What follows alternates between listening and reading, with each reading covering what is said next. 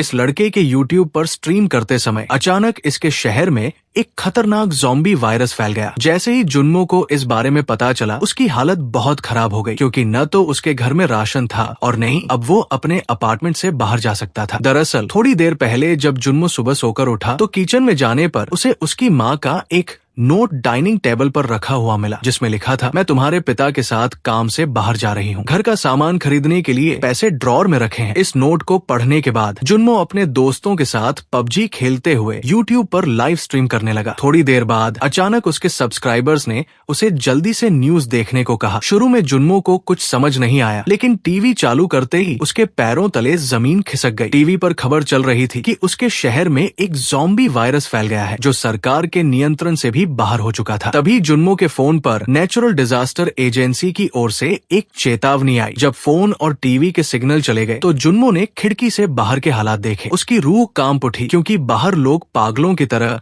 Zombie से जान बचाते हुए भाग रहे थे। सड़कों पर गाड़ियां एक दूसरे से टकरा रही थी और सबसे बड़ी दिक्कत ये थी कि उनकी मदद करने वाला वहाँ कोई नहीं था। तभी जुन्मो के अपार्टमेंट के बाहर एक फायर ब्रिगेड आकर टकरा गई, जिसमें ब्लास्ट होने से जुन्मो और भी सहम गया। उसकी नजर नीचे मौजूद एक लड़की पर पड़ी, जिसने पहले डरते हुए अपनी माँ को ढूंढा, लेकिन बाद में खुद ज़ॉम्बी बनने के बाद उसने बेरहमी से अपनी माँ को ही मार डाला। तभी जुन्मो को अपनी बिल्डिंग के अंदर लोगों के चिल्लाने की आवाजें सुनाई दी। वो समझ गया कि अब उसकी बिल्डिंग में भी खतरा है, इसलिए वो अपने अपार्टमेंट के गेट पर सब कुछ देखने लगा। तभी उसका पड़ोसी केन भागकर उसके कमरे में आ गया। शुरू में जुन्मो ने उसे भगाने की कोशिश की, लेकिन केन ने बताया कि बाहर सब कुछ बहुत अजीब हो रहा है और उसके अपने भाई ने ही उसे मारने की कोशिश की थी। हालांकि जुन्मो को सब कुछ पता था, फिर भी उसने केन को बाहर जाने को कहा। केन ने केवल वॉशरूम इस्तेमाल करने की अनुमति मांगी और जुन्मो कुछ सोचते हुए मान गया। लेकिन जब केन वॉशरूम से बाहर आया तो उसने अपनी गर्दन पर टॉयलेट पेपर लपेट रखा था, क्योंकि असल में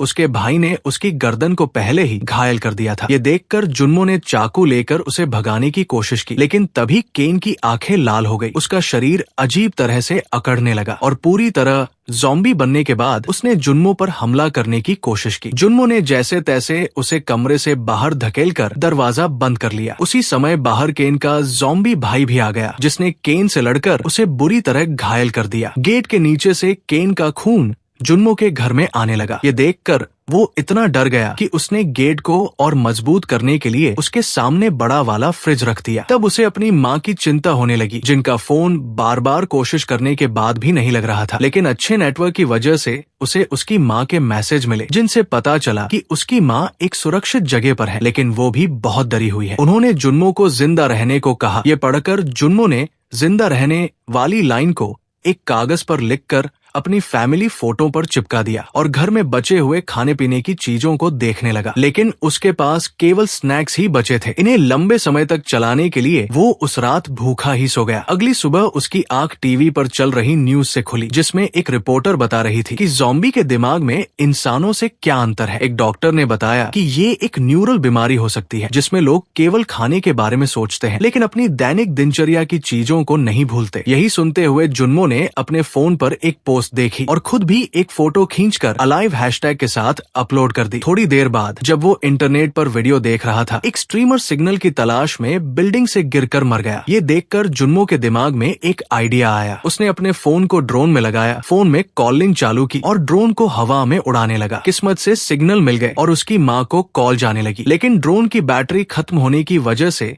वो वापस आ गया। इसलिए जुन्मो अपना मूड ठीक करने के लिए गेम खेलने लगा। थोड़ी देर बाद कंप्यूटर के सिग्नल भी चले गए तो वो सोफे पर लेटकर सो गया। रात में उसे बाहर से किसी के चिल्लाने की आवाज आई। बाहर देखने पर एक पुलिस ऑफिसर अपने ज़ॉम्बी साथियों से जान बचाने की कोशिश कर रही थी। उसने कई ज़ॉम्बीज को गोली मारकर खत्म कर दिया, लेकिन गोलियां खत्म होने पर जब वो रिवॉल्वर लोड कर रही थी, ज़ॉम्बीज ने उसे पकड़ लिया। ये देखकर ऑफिसर ने खुद को खत्म करने की कोशिश की, लेकिन ज़ॉम्बीज उसे खींच कर ले गए और जुन्मो के सामने बेरहमी से खाने लगे। जुन्मो ने चिल्लाकर उन्हें भगाने की कोशिश की, लेकिन इसका कोई फायदा नहीं हुआ। उसके कमरे में शोर होने से एक ज़ॉम्बी गेट पर लगे फ्रिज को धक्का देकर अंदर आने लगा। जुन्मो ने फ्रिज को धक्का देकर उसे रोकने की कोशिश की, लेकिन ज़ॉम्बी बहुत ताकतवर था। अपनी जान बचाने के लिए जुन्मो ने ऐसा दिखाया जैसे वो बालकनी से कूद गया हो। इस धोखे की वजह से ज़ॉम्बी खुद नीचे गिरकर मर गया, जबकि जुन्मो बालकनी में लटक कर बच गया। ऊपर जाकर उसने बिना शोर किए गेट को ठीक किया और इमोशनल होकर एक वीडियो बनाने लगा, जिसमें उसने बताया कि वो 7 दिनों से अपने अपार्टमेंट में बंद है और उसे नहीं पता कि वो कब तक जिंदा रहेगा। वीडियो बनाने के बाद वो सोने चला गया। अगली सुबह खाना न होने की वजह से उसने अपने पिता की फोटो से माफी मांगकर उनकी शराब निकाली और बालकनी के दरवाजे को ढककर टीवी देखते हुए पीने लगा। तभी टीवी पर रामेन का एक विज्ञापन आया, जिसे देखकर वो खुद को रोक नहीं पाया और आखिरी रामेन खा लिया। लेकिन जब वो पानी पीने गया तो पता चला कि उसके इलाके में पानी की सप्लाई बंद हो गई है। इसका मतलब था कि अब उसे पानी की भी कमी झेलनी पड़ेगी। उसने टेबल पर गिरा हुआ पानी चाट कर पिया। 10वें दिन तक वो बहुत परेशान हो गया था। उसी दौरान उसने सड़क पर पड़ी पुलिस ऑफिसर की रिवॉल्वर देखी, लेकिन पास में ज़ॉम्बीज होने की वजह से वो नीचे नहीं जा सकता था। टीवी पर भी बार बार घर में रहने की सलाह दी जा रही थी। सोफे पर लेटे हुए उसे अचानक रेडियो की याद आई, जिसके लिए वायर वाले ईयरफोन्स चाहिए थे, लेकिन उसके पास केवल वायरलेस डिवाइसेस थी। इसी तरह 15 दिन बीत गए। एक सुबह जुन्मो शराब पीते हुए डांस कर रहा था, लेकिन उसे बहुत बुरा लगने लगा और वो जमीन पर बैठकर जोर जोर से रोने लगा। अगर वो आवाज के साथ रोता तो ज़ॉम्बीज उसके कमरे में आ जाते, इसलिए उसकी रोने की आवाज दबी हुई थी। नशे में उसे वहम होने लगा कि सब ठीक हो गया है और उसका परिवार घर वापस आ गया है। उसने अपनी माँ को गले लगाया, लेकिन जैसे ही सच्चाई सामने आई वो जमीन पर बैठकर सिसकने लगा। तभी उसका फोन बजा, जिसमें उसकी माँ का वॉइस मैसेज था। सिग्नल कमजोर होने की वजह से आवाज टूट रही थी। जुन्मो सिग्नल पकड़ने के लिए बालकनी में लटक गया, जिससे वॉइस मैसेज डाउनलोड हो गया। उसमें उसकी माँ ने बताया कि वो उसके पिता और बहन पिता के ऑफिस में है और उसे अपना ख्याल रखना है। लेकिन तभी ज़ॉम्बीज ने उन पर हमला कर दिया और उन्हें मार डाला। ये सुनकर जुन्मो का गुस्सा फट पड़ा। उसने घर का सारा सामान तोड़ दिया और अपार्टमेंट से बाहर निकलकर एक ज़ॉम्बी को बेरमी से मारने लगा। वो और ज़ॉम्बीज को ढूंढने आगे गया, जहाँ उसे केन एक लाश खाता हुआ दिखा। तभी और ज़ॉम्बीज उसके पास आने लगे। अपनी माँ के जिंदा रहने के वादे को याद करते हुए जुन्मो जल्दी से छुप गया और जैसे तैसे ज़ॉम्बी से बचते हुए अपने अपार्टमेंट में वापस पहुंच गया। ज़ॉम्बीज अंदर आने की कोशिश करने लगे, लेकिन जुन्मो ने गेट बंद रखा। रात में उसे बाहर फाइटर जेट्स की आवाज सुनाई दी। बाहर देखने पर पता चला कि शहर में एयर स्ट्राइक हो रही है, जिससे बिजली भी चली गई। ये देखकर जुन्मो पूरी तरह टूट गया। उसने आखिरी बार एक वीडियो रिकॉर्ड किया, जिसमें उसने गुड बाय कहा और फांसी लगाने की कोशिश की, लेकिन तभी सामने वाले अपार्टमेंट से किसी ने उसके चेहरे पर लेजर लाइट मारी। जुन्मो ने मुश्किल से खुद को फांसी लगाने से रोका और सामने देखा तो उसे टिया नाम की एक लड़की दिखी। टिया ने इशारों में अपना नाम बताया और सुबह 7 बजे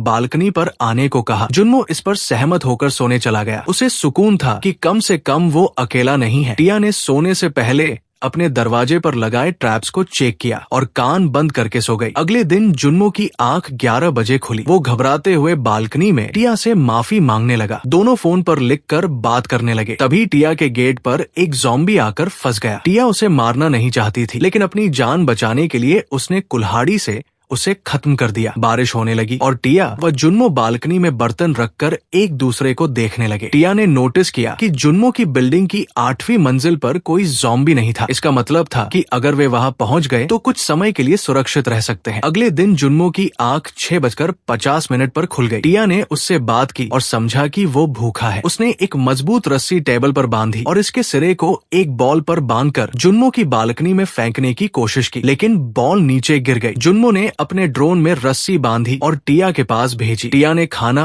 और एक नोट भेजा, जिसे पाकर जुन्मो खुशी से खाने लगा। तभी उसने देखा कि अपार्टमेंट के बाहर टकराई फायर ब्रिगेड का ज़ॉम्बी फायर फाइटर टिया की रस्सी से उसके फ्लोर पर चढ़ने की कोशिश कर रहा था। टिया ने रस्सी खोलने के लिए टेबल की ओर भागी, लेकिन फायर फाइटर के वजन से टेबल उस पर गिरा और वो बेहोश हो गई। जुन्मो ने डरते हुए एक बियर की बोतल फायर फाइटर पर फेंकी, लेकिन इसका कोई असर नहीं हुआ। उसने ड्रोन से उसका ध्यान भटकाने की कोशिश की, लेकिन तभी उसके कमरे में भी ज़ॉम्बीज घुसने की कोशिश करने लगे। फायर फाइटर ने ड्रोन तोड़ दिया और फिर से चढ़ने लगा। सही वक्त पर टिया को होश आया और उसने फायर फाइटर का हाथ काटकर उसे नीचे गिरा दिया। नीचे मौजूद ज़ॉम्बीज गुस्से में आ गए। टिया ने अपने घर का सामान समेटना शुरू किया और उसे एहसास हुआ कि उसके पास भी खाना कम बचा है। जुन्मो ने भी ये समझ लिया और टिया से थोड़ा इंतजार करने को कहा। जुन्मो ने खुद को तैयार किया और एक बैग लेकर कॉरिडोर में आया। वहाँ उसने केन की लाश देखी और सावधानी से उसकी जेब से फ्लैट की चाबी निकाली। केन के फ्लैट में कोई ज़ॉम्बी नहीं था, केवल बेड पर एक लाश पड़ी थी। तलाशी लेने पर जुन्मो को खाने पीने का काफी सामान, कपड़े, वायर वाले ईयरफोन्स और 2 वॉकी टॉकी मिले। सामान लेते समय एक ज़ॉम्बी ने उस पर हमला किया, लेकिन जुन्मो बचकर